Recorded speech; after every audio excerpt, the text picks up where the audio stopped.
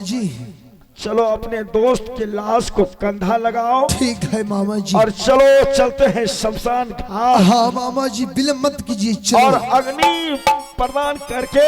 हाँ मामा जी। लेकिन देवनंदन याद रहे कि मोरंगर वाली को पकड़ कर रखना, ऐसा ना हो तो अपने पति के वियोग में वो भी अग्नि में ना कूद जाए। भाभी जी। हाँ देवर जी। भाभी।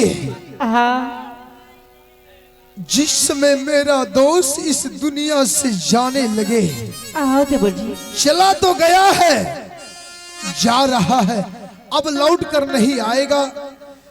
मेरा दोस्त ने जो सती भूला है उसे मत छोड़ना। अगर वो भी चला गया इस दुनिया से तो राज मोहब्बत ध्वंस हो जाएगा।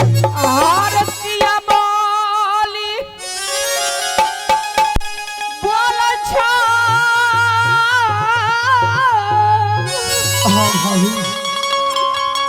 देवर जी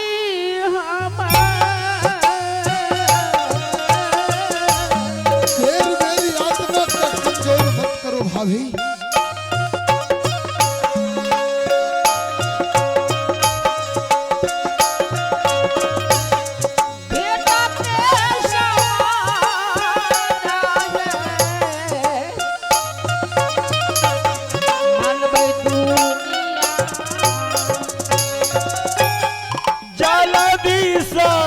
चलियो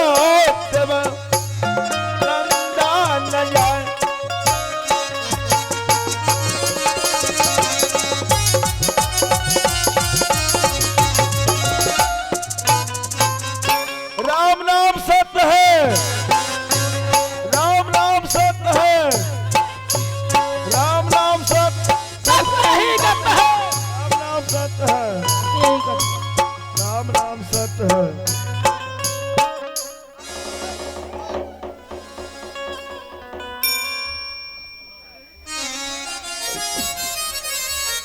देवर जी लेकर के चलिए, चलिए शमशान घाट चलिए। राम नाम सत्य है। रे मोरंग वाली को संभालो, कोई नैना वाली पुतू मोरंग वाली को संभाल कर रखो।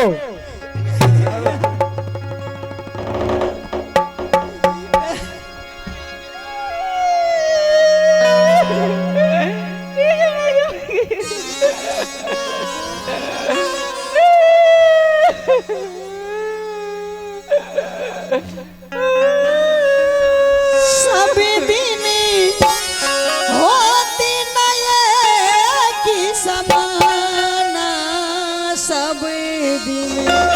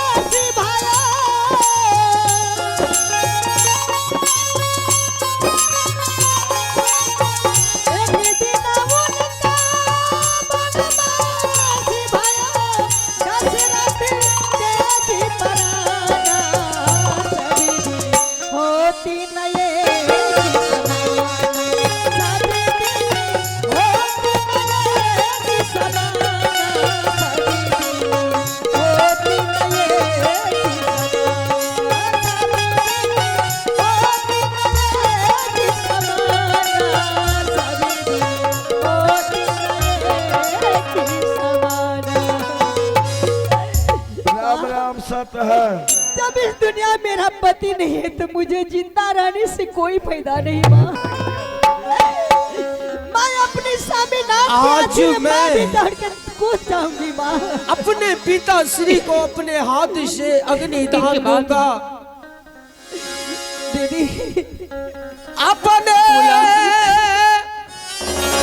हाथ से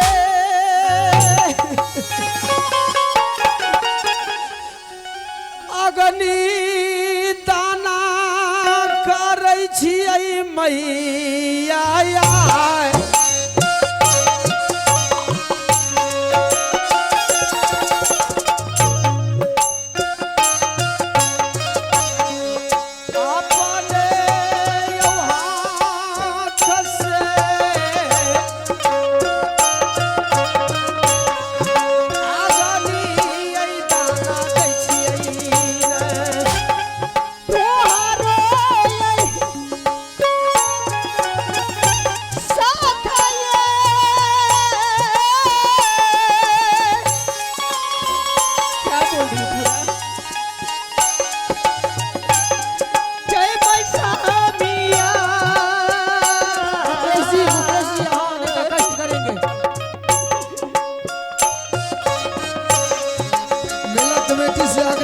थोड़ा संठी और लार का जुगाड़ कर दे।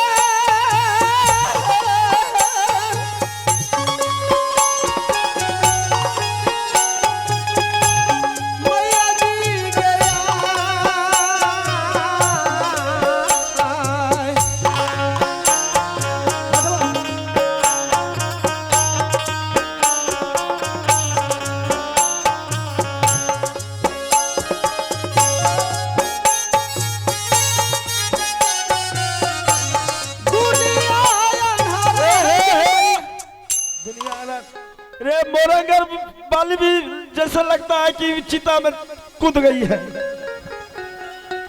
नैनागर वाली, अरे तुम लोग को कह दिया था कि ध्यान रखना। देवनंदन मामा जी, अरे जानते हो यह दुनिया में मेरा दोस्त चला गया था।